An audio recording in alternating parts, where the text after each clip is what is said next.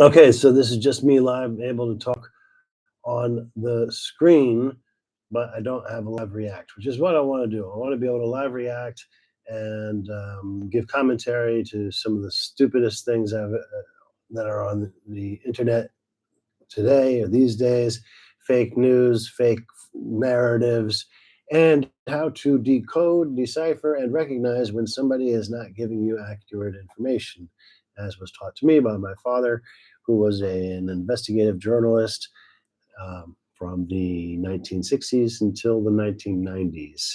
Or I think he may have published a few things in the early 2000s.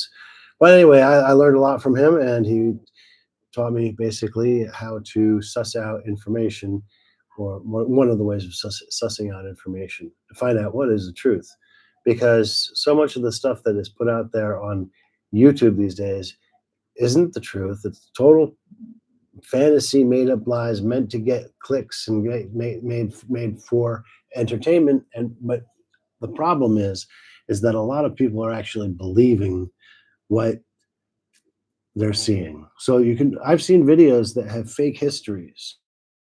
Like they make up their own history. They make up their own murder mystery, like murder solved or something like that. Or some videos like where they say, the cartel killed his whole family, but they didn't realize he was the deadliest assassin in the world, right? And so they do tell a story. It's interesting. It is, it can be interesting if it's a story that's well told, that's told well, but it's fiction, and it's presented as a true story oftentimes. And there are a lot of people out there who get read these kinds of watch these kinds of videos, and they think they're being told the truth. I've seen videos on YouTube that are fake science news. This is really dangerous, and really, in a way, it can be very dangerous in the fact that you're misinforming people.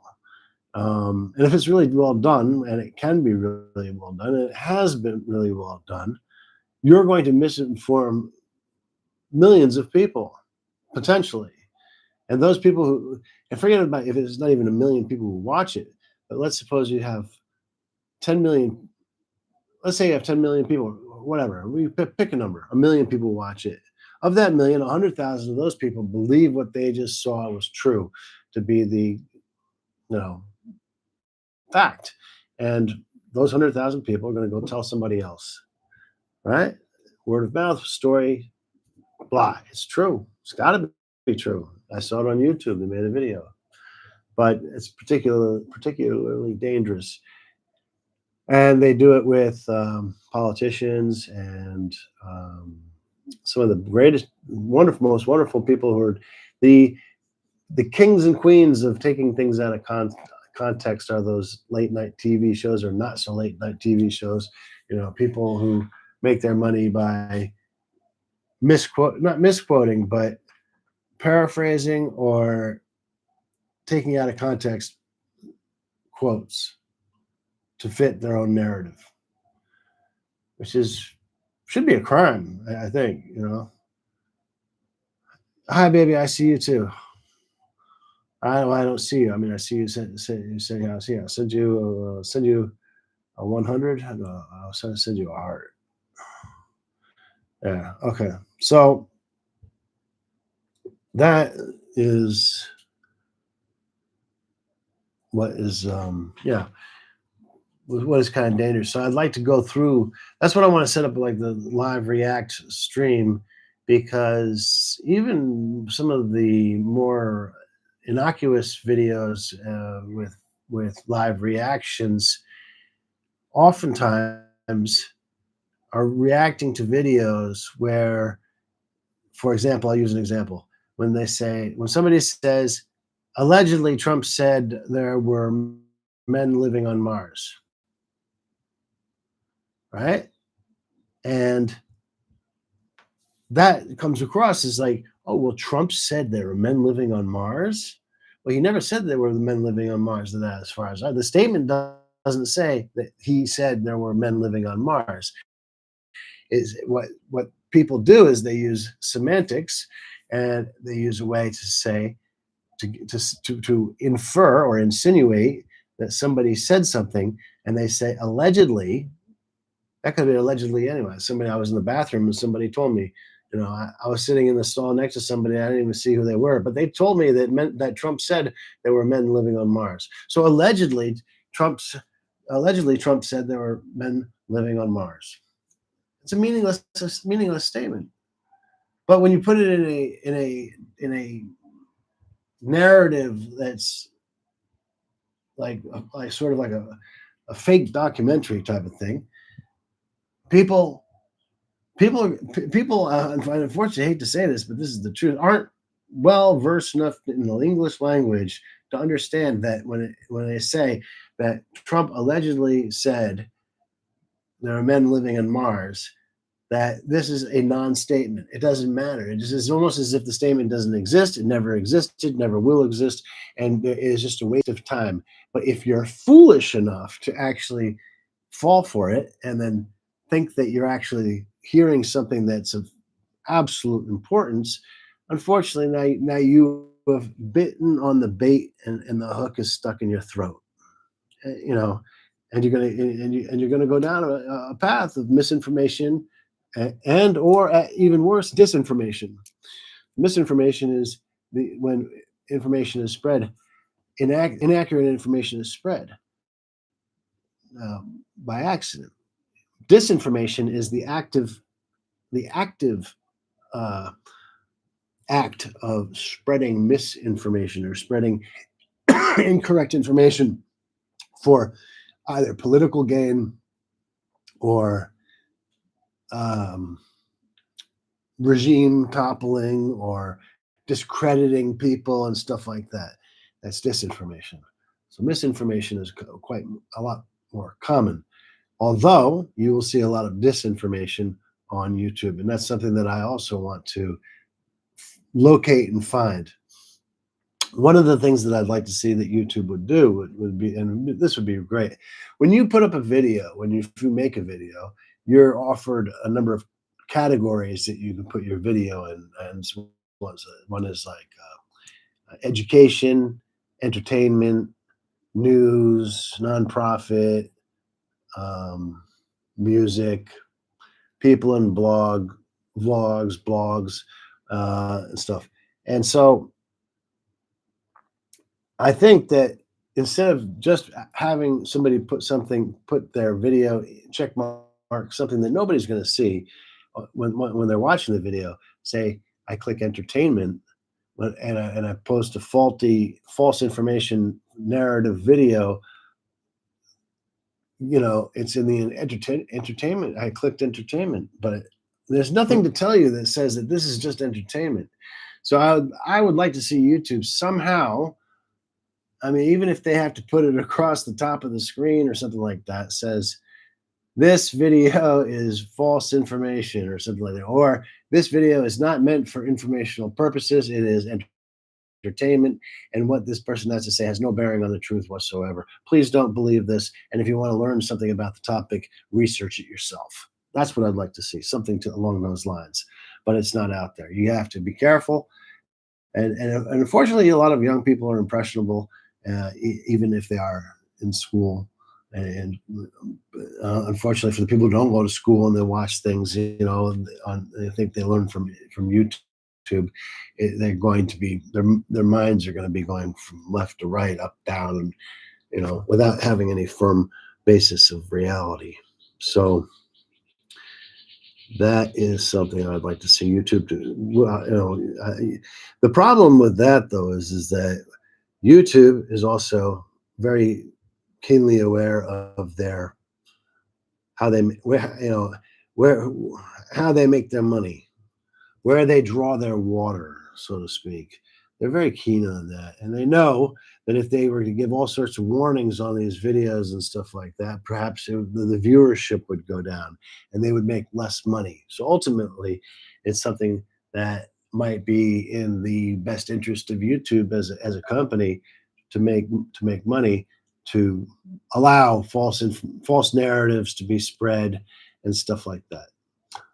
So that is all I have to say at this moment, because I'm still experimenting and I'm trying to get this I'm really trying to get the reaction video.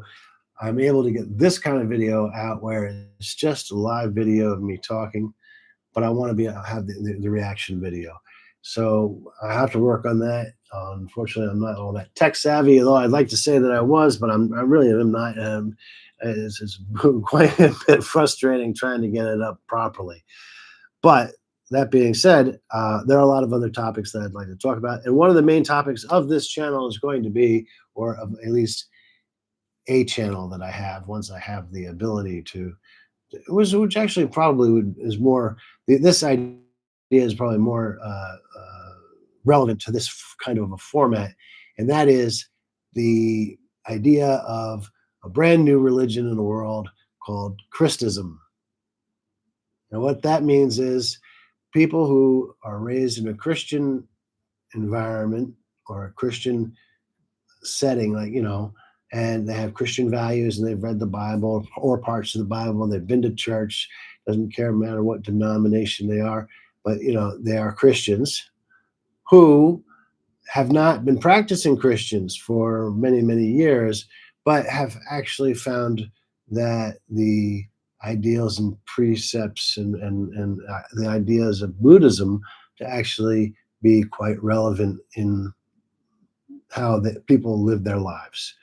But you would be a Buddhist, but you have Christian values. You still recognize your Christian heritage, and you don't deny it or anything like that. But you branch off to sort of branch off, and because listen, look, Buddha thought that Jesus Christ was a Buddha, or a Buddha. I don't know. Well, Buddha himself came many years before Jesus Christ, but there are many Buddhas. So when we say Buddha, people think of the original Buddha, but there's millions of Buddhas. And the general consensus under Buddhism is that anybody who is an enlightened being and can speak the truth or about humanity and the decency and the eightfold noble path in Buddhism, which is the seven deadly sins in Christianity, and along these lines, Buddhists and Buddhism and the Buddha, whatever Buddhas there are that are around, you can't see them, generally can say, or almost unanimously say, that Jesus Christ was a Buddha. He was an enlightened being, So, and there's a lot of other enlightened beings, but I want to use Jesus Christ as the example and the goal that I'm after. And that's why I am going to become a proponent of the Church of Christism. And you can call me a Christist, right? So Buddhist, but I'm a Christist because I believe in Jesus Christ and I believe in the Christian religion. But I follow the Buddhist philosophy. It's probably a more accurate way of saying it. So I am a Christist. That's my religion. As a Christ, I'm a Christist, and the religion is Christism. Just a melding of the two. And I think this would be an amazing thing, is that generally speaking, most Christians and most Buddhists get along very well. They have the same ideas and tenets and rules and sins and stuff like that. Can you imagine the union of the two, Christianity and Buddhism, to actually unify? It's only the natural thing to happen. Like minds coming together, forming one larger entity with the recognition of each other. I can't think of anything more beautiful at the moment, other than my wife. Of course, she's the most beautiful woman in the world. But outside of that, I can't think of anything more beautiful.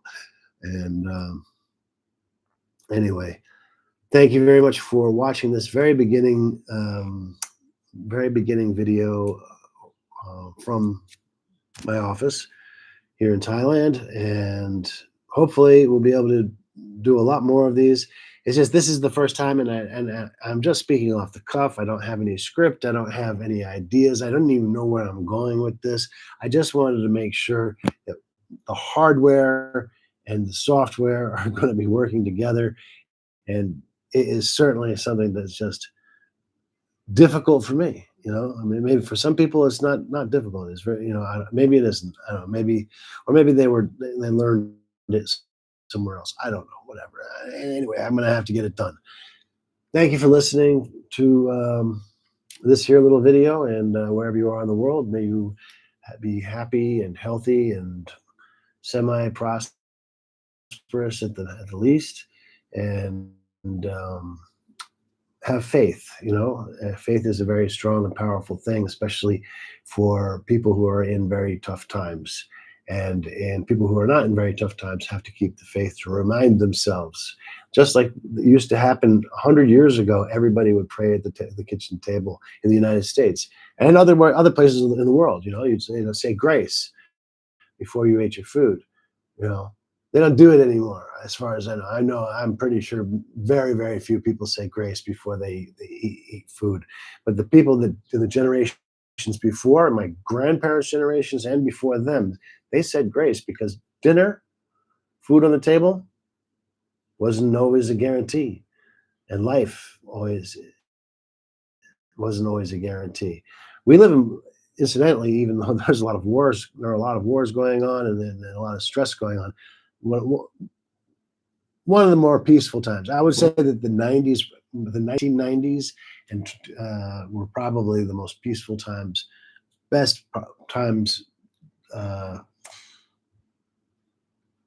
the 1990s, like there was significantly less crime. Food and wealth were a lot more abundant. Not everybody had it. I certainly didn't have it in the 90s, but I could see the change and I could feel the change in the 1990s. And then, but because I remember the 1980s and the 1970s and the 1970s and 60s, late 60s, if you saw the crime rates back then, compare them today, it would make it, you would shudder. You would shudder. You would be shivering in your boots to see how transformative it is. How much worse. I mean, it was really bad. I mean, like New York City was on the brink of bankruptcy, as along with a lot of other cities and stuff like that. The murder rate was actually was higher per 100,000 people. It was a really brutal time. But it wasn't even the most brutal time to be around, because those were some of the good times, because there was wealth coming in after World War II to the United States. Other places in the world, maybe not so much, but if you go back to other times, you go back to the 19th century, mid 19th century, there was the Civil War in the United States, and I think 1 in 5 people, or less, 1 in 4 people, 25%, or 20 to 25% of the population was killed in the war. You think about that, So it is very good to have some sort of understanding about history. History is keeps us in order to gauge the the trajectory of society and stuff like that, where it's going. Anyway, like I said before, I'm going to get off here because I want to figure out how to do this. Like I said, my name is Christist, or you can call me Earth Project, or you can call me whatever you want. It doesn't matter. But we're going to be doing a lot more of this, and hopefully there'll be a lot more engagement, and I will be able to communicate at a better and higher level to the millions of you that are out. There's billions. There's 1 billion people on YouTube at this moment. So if there are 1 billion people out there, I know I can find 1 million people to talk to, and interact with them in a chat and stuff like that. That's big. So this is the world we live in now, and I'm trying to take part in it. And you either take part, you're either a consumer or you're a producer. I'd rather be a producer than just a consumer. And I suggest the same thing for you, although I'm trying to produce something for you to consume. There's the paradox. Anyway, thank you very much. God bless you all, and may you all have happiness this morning, noon, or night, wherever you are on this planet. God bless. See you all the next time.